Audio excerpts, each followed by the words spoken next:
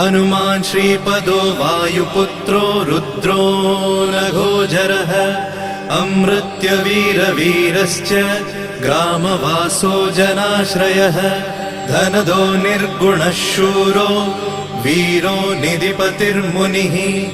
पिङ्गाक्षो वरदो वाग्मी सीता शोकविनाशकः शिवः शर्वः परो व्यक्तो व्यक्तो धराधरः पिङ्गकेशः पिङ्गरोमा श्रुतिगम्यः सनातनः अनादिर्भगवान् देवो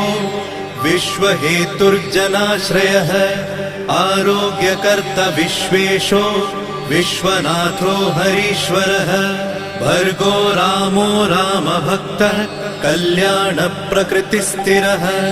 विश्वम्भरो विश्वमूर्तिर्विश्वाकारश्च विश्वपः।